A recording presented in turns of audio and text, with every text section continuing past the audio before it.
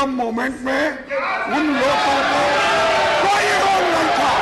Bharatiya Janata party से माफी मांगनी चाहिए सदन से, जिसके अधिकांश मेंबर भारतीय जनता पार्टी के।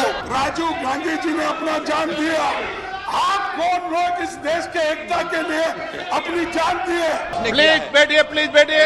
जैसे ही मैंने चाइना ट्रेड के बारे में बात की, वहां से दिक्कतें आने लग गई, तो हम मुंह पे सेलो टेप बांध लें। 135 करोड़ जनता हम पर हंस रही है। शेर, कुत्ता और चूहा, कहने को तो ये जानवरों के नाम है, लेकिन आज इंसानों के बीच इनकी जबरदस्त चर्चा है। इंसान भी कोई आम नहीं है, बल्कि देश के माननीय हैं। और चर्चा की जगह देश की संसद, जहां 1 मिनट की चर्चा पर जनता के लाखों रुपए दांव पर लगे होते हैं। आज के शो में जानेंगे कि आखिर जानवरों के नाम पर संसद में तू मैमे की नौबत क्यों आ गई। लेकिन सबसे पहले कांग्रेस अध्यक्ष और राज्यसभा में नेता प्रतिपक्ष मल्लिकार्जुन खड़गे के राजस्थान में दिए उस बयान को सुनिए, जिस पर आज संसद के दोनों सदनों में खूब हंगामा हुआ। बाहर तो शेर के जैसा बात करते हैं, लेकिन उनका जो चलना है वो सिर्फ आप देखेंगे तो चूहे के जैसा है। आपके घर में कोई देश के लिए कुत्ता तो मरा है? लाजमी है कि यह बयान आज संसद पहुंचना था, तो पहुंचा और लाया कचर के हंगामा। बीजेपी सांसदों ने इसे संसद में मुद्दा बनाते हुए माफी की मांग कर डाली। कार्यवाही की शुरुआत से बात करें तो राज्यसभा सुबह 11 बजे शुरू हुई। सबसे पहले सभा पटल पर प्रपत्र रखे गए और इसके तुरंत बाद खड़गे के बयान पर सत्ता पक्ष और विपक्षी सांसद आमने सामने आ गए। Please leader of the house, please sit down, please.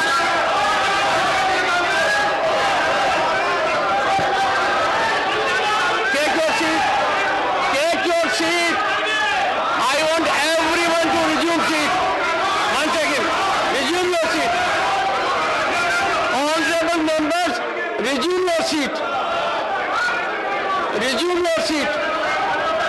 Honorable members, resume your seat. Resume your seat. Resume your seat. Resume your seat. Honorable members.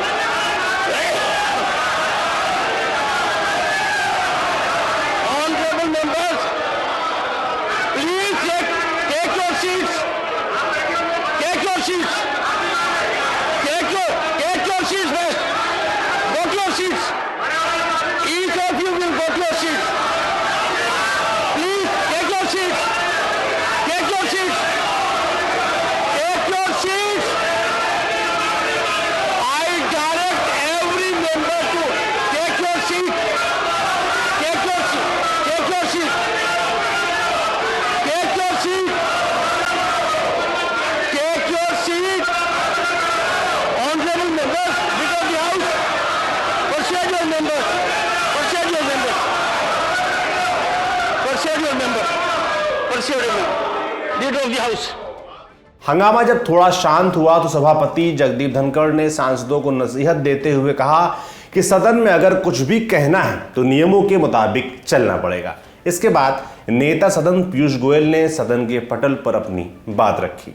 अध्यक्ष महोदय, कल माननीय मल्लिकार्जुन खड़गे जी जो नेता प्रतिपक्ष हैं, उन्होंने इतना अभद्र भाषण दिया है अलवर में, और इतनी बुरी तरीके से, इतनी बुरी। Hear your leader. You can't hear your leader even. बहुत दुर्भाग्य है। सुनो। जिस प्रकार का भाषा का उपयोग किया गया। Everyone will be heard in rapt attention.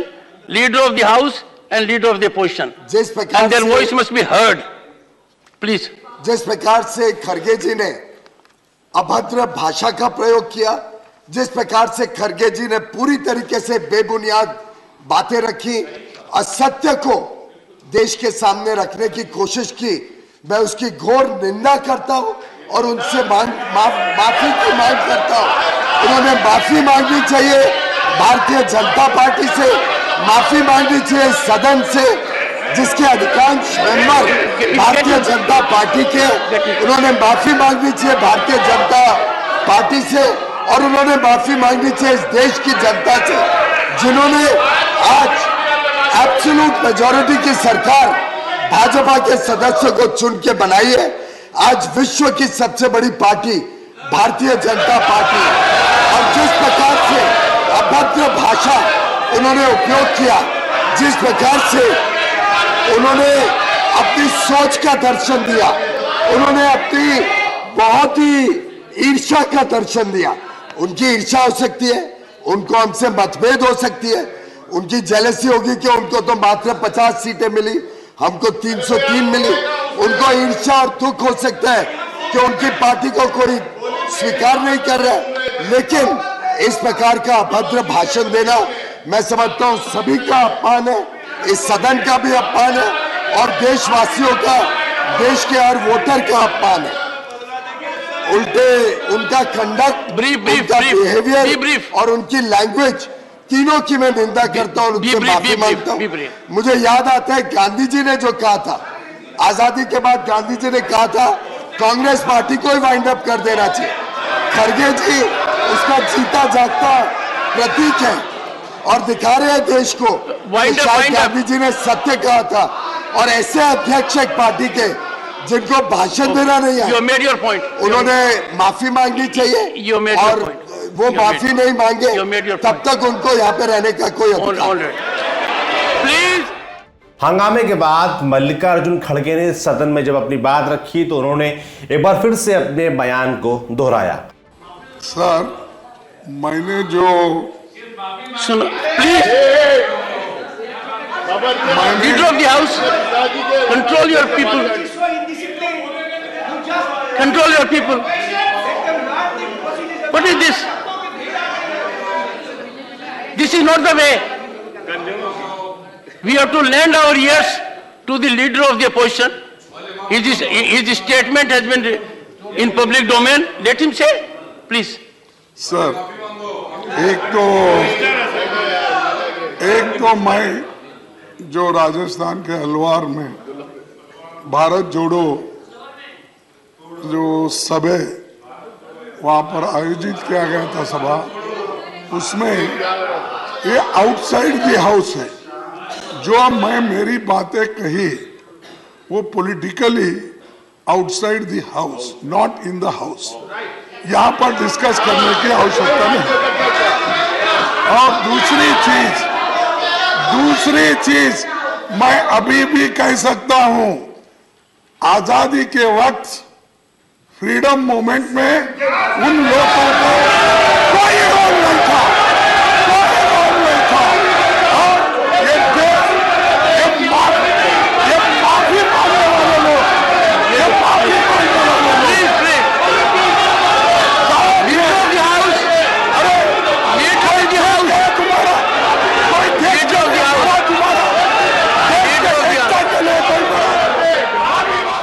खड़गे की बात पूरी होती उससे पहले नारेबाजी होने लगी। इसके बाद सदन में शांति स्थापित करने के लिए सभापति जगदीप धनखड़ को अपनी चेयर से उठना पड़ा। Everyone, settle down.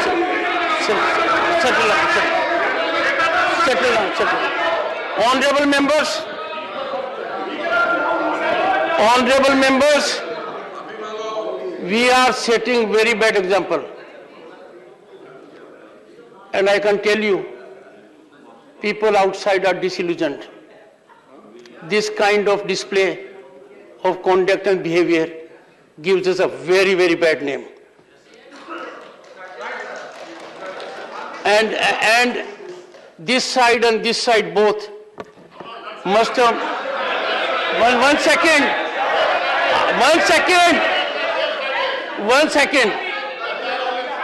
I can understand. Even the observations of the chair that are wholesome are indigestible. What a painful scenario we are having. Trust me, 135 crore जनता हम पर हंस रही है। 135 करोड़ जनता आज के दिन चिंतित है, चिंतन कर रही है, मंथन कर रही है कि क्या प्लीज ऑनरेबल मिनिस्टर, क्या हमारा ये स्तर हो गया है कि हम एक दूसरे की बात नहीं सुन सकते? हो सकता है किसी के विचारों से कोई सहमत न हो सकता है आवेश में बाहर कोई बात कह दी गई हो सकता है बात का आधार हो निराधार हो सकता है बात के ऊपर दो मत हो, पर उसका मतलब यह नहीं है कि नेता बोले तो इधर से डिस्टर्बेंस, प्रतिपक्ष के नेता बोले तो इधर से डिस्टर्बेंस। ये टिट फॉर टैट है क्या? We are not children. इसी तरह मल्लिकार्जुन खड़गे को अपनी बात रखने का एक और मौका मिला। मैंने बाहर जो कहा, अगर फिर यहां रिपीट करूंगा, इन लोगों के लिए बहुत मुश्किल हो जाएगा, क्योंकि जो आजादी के वक्त माफी मांगने वाले लोग और जो आजादी के लिए जो लड़े हैं उनको पूछ रहे हैं आप माफी मांगो।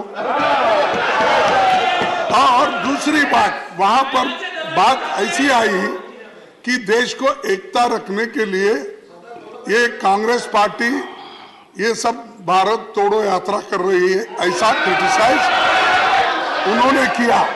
तब मैंने ये कहा, भाई कांग्रेस पार्टी हमेशा देश को जोड़ने की बात करती है, और इसके लिए सर एक मिनट सर, इसके लिए इंदिरा गांधी जी ने अपनी जान दी, राजीव गांधी जी ने अपना जान दिया।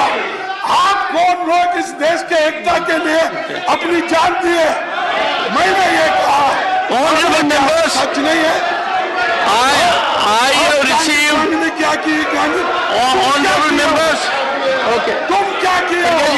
उन्होंने तो अपनी जान दी, देश को बचाया, देश को एक रखा, और ये बार बार बोलते हैं ये अनपार्लियामेंट्री क्या है? ऐसे लोगों से सुनना नहीं चाहता।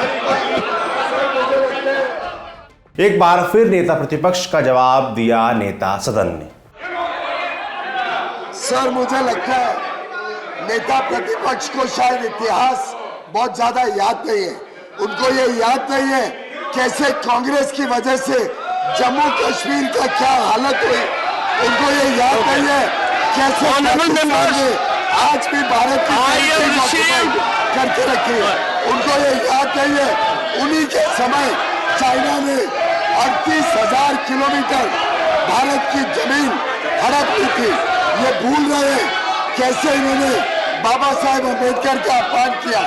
ये भूल रहे हैं उन्होंने किस प्रकार से सरदार वल्लभ भाई पटेल को रोका कि वो कुछ कश्मीर में कर सके। ये श्यामा प्रसाद मुखर्जी का बलिदान भूल रहे हैं। मुझे लगता है इन्होंने माफी मांगनी चाहिए, और इनको कोई अधिकार नहीं है ऐसे बेबुनियाद मेंबर्स।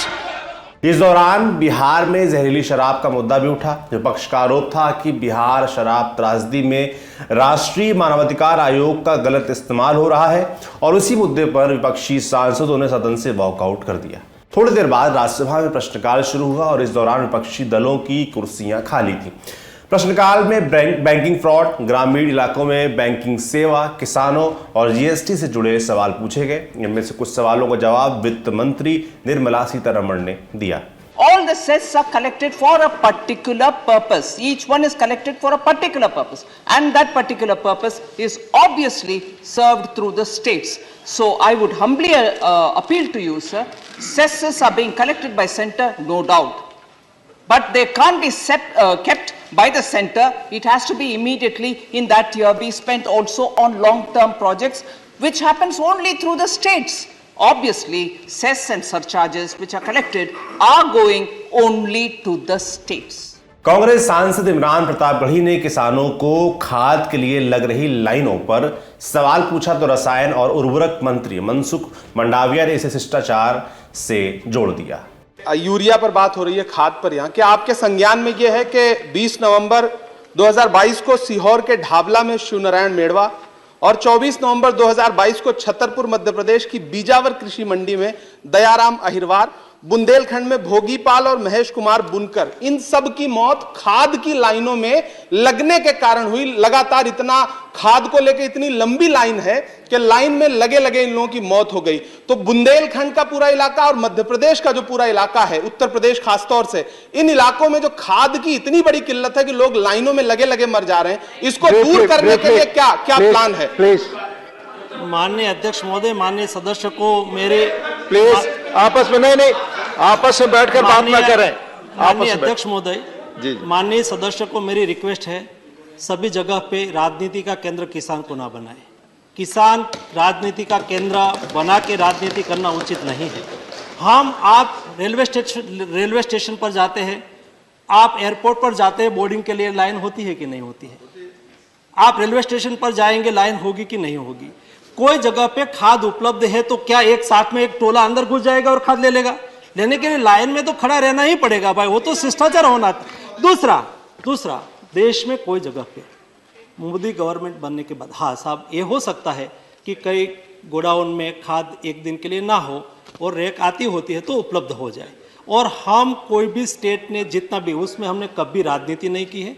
जिस गवर्नमेंट ने, अभी यहाँ सम्मानीय सदस्य उपस्थित है, मेरे पास आए हुए हैं कि मंत्री जी हमारे यहाँ खाद जरा थोड़ी सी किल्लत है, तुरंत ही उन्होंने कहा हो कि 24 घंटे में रैक पहुंच जाएगी, पहुंच रही है। हर दिन 70 रैक किसानों के लिए उर्वरक उपलब्ध कराने के लिए चल रही है। देश में खाद की कोई कमी नहीं है। हाँ, ये हो सकता है कभी एक दिन 2 दिन के लिए कोई जगह पे पहुंचा नहीं पहुंचा, ऐसा हो सकता है। उसका मतलब ये नहीं है कि देश में खाद की कमी है। प्रश्नकाल के बाद वित्त मामलों से जुड़े विनियोग नंबर 4 और 5 बिल 2022 पर चर्चा शुरू हुई। कल इस बिल को राज्यसभा में पेश किया गया था। विनियोग बिल केंद्र सरकार को भारत की संचित निधि से धनराशि की निकासी का अधिकार देता है। चर्चा के दौरान आरजेडी सांसद मनोज झा ने बेरोजगारी के मुद्दे पर केंद्र सरकार को घेरा। लंबी चौड़ी मस्जिद, मंदिर, सर, ये रोजगार का पर्याय नहीं हो सकता। ये रोजगार का कतई पर्याय नहीं हो सकता है। मेरी आस्था मेरा धर्म है, लेकिन मेरी जिंदगी चलेगी रोजी रोटी से। उसके लिए क्या व्यवस्था की है? और मैं तो जानबूझ के सर वो 2 करोड़ वाले में जाना ही नहीं चाहता। मैं भुला दे रहा हूं, बिसरा दे रहा हूं, क्योंकि वो दर्द देता है। मैं तो ये देखना चाहता हूं माननीय सभापति महोदय कि रोजगार को लेकर आपका ब्लूप्रिंट क्या है। मुझे बेहद अच्छा लगा बिहार से जो हवा चली, उसके बाद यहां भी नौकरियों के पत्र बंटने लगे, लेकिन सर उसकी निरंतरता बढ़नी चाहिए। युवा राष्ट्र को रोजगार चाहिए सर, व्हाट्सएप पर फेक इंफॉर्मेशन नहीं चाहिए। इसके बाद शिवसेना सांसद प्रियंका चतुर्वेदी ने चीन के साथ बढ़ते व्यापार पर सरकार से जवाब मांगा। गलवान के बारे में बोलते हैं, पट्टी लगा देते हैं। हम आज तवांग की बात करना चाहते हैं, तवांग पे पट्टी लगा देते हैं। पर सच्चाई ये है कि गलवान के बाद 29% अगर हमारा ट्रेड बढ़ा है तो हमारा चाइना के साथ बढ़ा है सर। एक सेकेंड, और उसमें अंतर है, उसमें अंतर है। फॉलो रूल 1110, अदरवाइज आप जो बोलेंगे वो नहीं जाएगा। Sir, that's why I'm carrying all the documents, sir. I'm carrying all the documents, sir. I do not need to make up stories. There are enough and more. There are enough and more data to prove myself. You speak on the subject. So I'm speaking on the subject, sir. Please. मैं आपको अंतर बताती हूँ। India US US trade और India China trade में अंतर क्या है। इंडिया यूएस ट्रेड का जो सरप्लस ट्रेड है वो $32.85 बिलियन है। 2021-22 के आंकड़े दे रही हूँ जो केंद्र सरकार से आए हैं। पर चाइना के साथ जो ट्रेड डेफिसिट है वो बढ़कर $73.31 बिलियन हो चुका है। ये मैं नहीं कह रही हूँ, बहुत सारे वक्ताओं ने ऑलरेडी बोला हुआ है। पर गंभीर बात यह है कि चाइना जो हमारा ट्रेड डेफिसिट है, 1/3 of our trade deficit China is responsible for it. तो हम उस पर कोई कार्रवाई नहीं कर रहे हैं। तो यहां पर एक सवाल जरूर उठता है कि अगर चाइना के बारे में हमें बात करनी है, हम बार बार जैसे ही मैंने चाइना ट्रेड के बारे में बात की वहां से दिक्कतें आने लग गई, तो हम मुंह पे सेलो टेप बांध लें। हम मुंह पे ये भी नहीं बताएं कि चाइना के साथ आप आत्मनिर्भर भारत की बात करते हो, आप एप्स तो बैन कर देते हो, पर उन्हीं के फाइनेंशियल एप्स आज हमारे लिए डेड बर्डन बनकर रह गए हैं। उस पर चर्चा होनी चाहिए सर। अब लोकसभा की कार्यवाही की तरफ बढ़ने से पहले एक अपडेट। आज सभापति जगदीप धनखड़ ने सांसद विजय साई रेड्डी और पीटी उषा को राज्यसभा पैनल का उपाध्यक्ष नियुक्त किया। ऐसा पहली बार है जब किसी मनोनीत सांसद को पैनल का उपाध्यक्ष नियुक्त किया गया हो। आसान भाषा में समझाएं तो अब दोनों आपको राज्यसभा की कार्यवाही के दौरान पीठासीन अध्यक्ष के रूप में नजर आएंगे। अब चलते हैं लोकसभा, जहां की कार्यवाही भी सुबह 11 बजे शुरू हुई और शुरू होते ही प्रश्नकाल में शेम शेम और माफी मांगो जैसे शब्द सुनाई देने लगे। जैसे ही कार्यवाही आगे बढ़ी, माफी मांगो के नारे और तेजी से लगने लगे। Study for impact assessment among the students following withdrawal of this pre-matric scholarship. माननीय मंत्री, प्रश्नकाल में पॉइंट ऑफ ऑर्डर नहीं होते। माननीय मंत्री जी, प्रश्नकाल चल रहा है। माननीय मंत्री जी,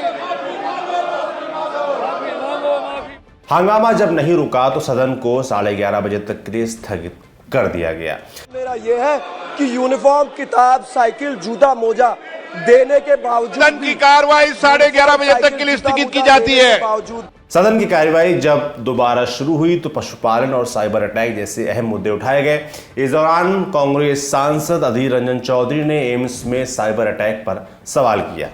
सर, ये कुछ दिन पहले आप सुने होंगे कि हमारा सबसे बड़ा हॉस्पिटल एम्स में साइबर अटैक के चलते करोड़ों हमारे जितने डाटा थे सब लूट हो चुके हैं और इसका तार चीन से जुड़े हुए हैं, हांगकांग से चीन से जुड़े हुए हैं। तो अब तक जो तफ्तीश हुए हैं वो तफ्तीश का नतीजा क्या निकला और अगले तारीख इस तरीके की साइबर अटैक रुकने के लिए माननीय मंत्री जी, आप जैसा दफ्तर जो डिजिटल इंडिया की बड़े तरफदारी करने वाले सरकार सदस्य को बताना चाहता हूं, अखिल भारतीय आयुर्विज्ञान संस्थान एम्स में सूचना और कंप्यूटर सिस्टम का एम्स द्वारा स्वयं प्रबंध किया जाता है। दिनांक 23/11/2022 को जब ये साइबर सुरक्षा की घटना हुई, उन्होंने हमको सूचना दिया। भारतीय कंप्यूटर आपातकालीन कार्रवाई टीम ने घटना का मूल्यांकन किया। प्रारंभिक विश्लेषण के अनुसार अनुचित नेटवर्क विभाजन के कारण अज्ञात खतरे वाले तत्वों द्वारा एम्स में जो हमारी इंफॉर्मेशन टेक्नोलॉजी नेटवर्क था उसके सर्वर में छेड़छाड़ की गई थी, जिसको अब ठीक कर लिया गया है और CERT इन और अन्य हितधारक संस्थाओं ने आवश्यक जो उसमें रेमेडी चाहिए उसके लिए उपायों की सलाह भी दी है। अखिल भारतीय आयुर्विज्ञान संस्थान ने साइबर हमले की घटना के संबंध में कानून की संबंधित धाराओं के तहत दिल्ली पुलिस के विशेष प्रकोष्ठ में प्राथमिकी संख्या 349/22 दर्ज कराई है, जिस पर इन्वेस्टिगेशन चल रहा है। प्रश्नकाल के बाद बहुराज्य सहकारी सोसाइटी संशोधन बिल 2022 को संसद की संयुक्त कमेटी के समक्ष विचार के लिए भेज दिया गया। बिल को लोकसभा में केंद्रीय गृह मंत्री अमित शाह ने पेश किया था और इसका मकसद सहकारी क्षेत्र में जवाबदेही बढ़ाना और इसकी चुनाव प्रक्रिया में सुधार लाना है।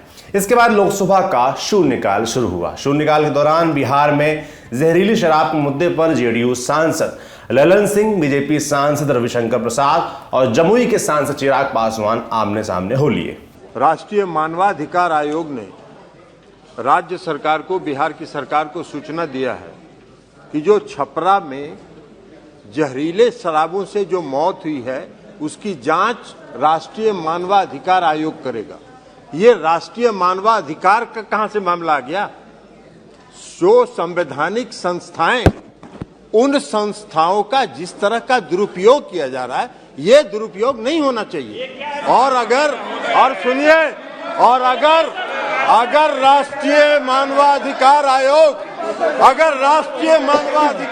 जांच कर रहा है, कर्नाटक की जांच क्यों नहीं कर रहा है? मोरवे में पुल में 142 लोग मर गए, उसकी जांच क्यों नहीं हो रही है? इसलिए ये संवैधानिक संस्थाओं का मानवाधिकार के उल्लंघन का विषय मुझे उठाना है। बिहार में 100 से अधिक लोग मरे हैं जहरीली शराब से, उनका पोस्टमार्टम नहीं हुआ और सर उनका विसरा नहीं रखा गया। तो सर मेरा आपसे कहना यह है कि इसके लिए मानवाधिकार के उल्लंघन का गंभीर विषय बनता है। मानवाधिकार आयोग को जाना चाहिए, चाइल्ड आयोग को भी जाना चाहिए, क्योंकि मरने वाले बच्चे हैं, दलित हैं, पिछड़े हैं, इसलिए बहुत गंभीर विषय है सर। हम बिल्कुल कहना चाहेंगे सर कि इसके लिए NHRC की टीम जाए।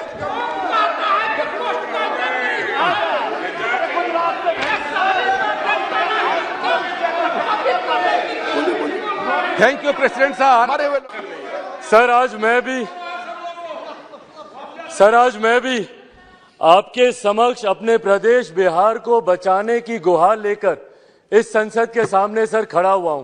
सर, एक के बाद एक जहरीली शराब से जिस तरीके से मेरे प्रदेश में हत्याओं की एक श्रृंखला शुरू हुई है और उसके बाद जिस तरीके से मुख्यमंत्री और राज्य सरकार और पूरा प्रशासन तंत्र जिस तरीके से सर इस घटना को दबाने का प्रयास कर रहा है। सर, कल जिस तरीके से एबीपी न्यूज ने एक स्टिंग ऑपरेशन करके लोकतंत्र के चौथे स्तंभ की भूमिका निभाई और यह दिखाया कि वहां पर सबको पता है कि किस तरीके से वहां पे शराब की बिक्री हो रही है, पर तमाम महागठबंधन के नेता खामोश हैं क्योंकि वो भी इसमें लिप्त हैं।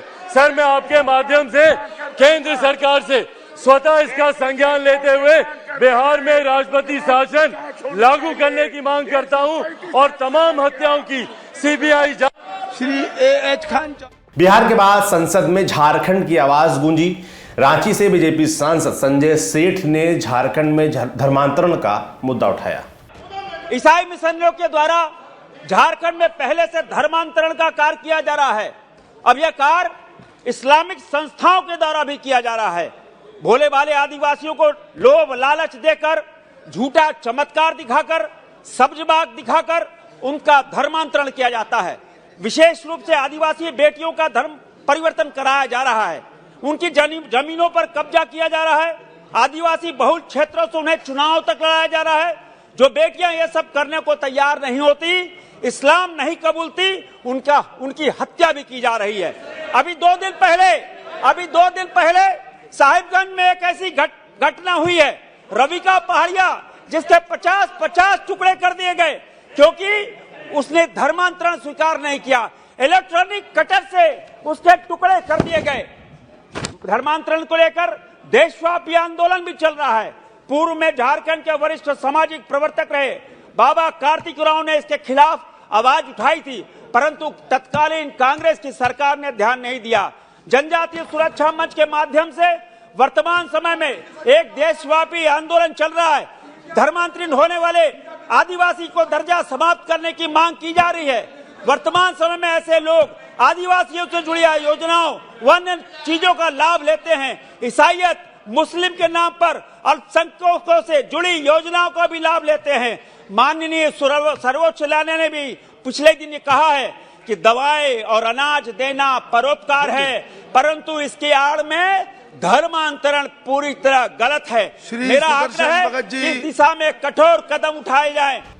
शून्यकाल के बाद लोकसभा में नियम 193 के तहत ड्रग्स के सेवन की समस्या और इस पर सरकार द्वारा उठाए गए कदमों की चर्चा हुई। चर्चा की शुरुआत अकाली सांसद हरसिमरत कौर बादल ने की और इस दौरान उन्होंने भगवंत मान पर जमकर हमला बोला। 11 बजे क्या खा पी के आते थे, आसपास के सारे बोलते थे हमारी सीट बदल दो। सर, जब बोलते थे लोग आके इधर बैठे होंगे पहलवान जी कहीं पे, जाके उनको सूंघते थे कि क्या हो रहा, ये तो हालात हैं सर। ये बन गए हमारे बदलाव वाले मुख्यमंत्री। अब सर, मुख्यमंत्री तो क्या है, उसके ऊपर बेचारे के 2 सुपर मुख्यमंत्री बैठे हुए हैं। उन्होंने तो चलो अपनी शादी ब्याह कराए तो क्या शराब नशा नहीं है तो क्या है? मैं उसी के ऊपर तो बोल रही हूँ कि नशे से इंसान का क्या हो रहा है। मुख्यमंत्री का नशे से ये हिसाब हो गया तो स्टेट का क्या हिसाब होएगा? आप सोचिए 10 महीनों में क्या होया। सर, 10 महीनों में नशों से ये हालत हो गया है कि आज सड़कों पे भी लिखा होता है don't drink and don't drive, तो यहाँ पे ड्रिंक करके ड्राइव किया, ये तो स्टेट को ड्राइव कर रहे हैं। और केजरीवाल कहते हैं 2019 की इलेक्शन जीतने के लिए उन्होंने अपने माता के सिर की कसम खाई थी कि मैं आज के बाद शराब नहीं हाथ लगाऊंगा क्योंकि इलेक्शन जीतनी थी। और केजरीवाल कहते हैं बहुत बड़ी कुर्बानी करी है, भगवंत मान जी ने इतनी बड़ी कुर्बानी कोई नहीं कर सकता। सर, वो तो कुर्बान हो गए, मुख्यमंत्री बन गए, और पिछले 10 महीनों में हमारे पंजाब का क्या हाल हुआ सर? कल इस चर्चा पर केंद्रीय गृह मंत्री अमित शाह लोकसभा में जवाब देंगे। शो खत्म करने से पहले आपको कुछ तस्वीरें दिखाते हैं जिन्हें देख आपको लगेगा ये कैसे हो सकता है। संसद में इतना झगड़ा और बाहर दोस्ती, पर यह हुआ है, होता भी रहना चाहिए। हुआ कहां है? तो सरकार 2023 को अंतर्राष्ट्रीय बाजरा वर्ष चिन्हित करने की तैयारी में लगी है और इसी सिलसिले में लंच का आयोजन किया गया था जहां बाजरे से बने व्यंजनों को परोसा गया। तस्वीरों में पीएम मोदी, मल्लिकार्जुन खड़गे और राजनाथ सिंह सरीखे बड़े नेता देखे जा सकते हैं, हंसते खिलखिलाते बतियाते। तो ये थी आज कि इस संसद की कार्यवाही, आपका इन तस्वीरों, संसद के हाल पर क्या सोचना है, हमें कमेंट बॉक्स में लिखकर जरूर बताएं। बाकी ये शो आपके लिए लिखा था हमारे साथी अंशुल ने। देखते रहिए दी लल्लन टॉप। शुक्रिया।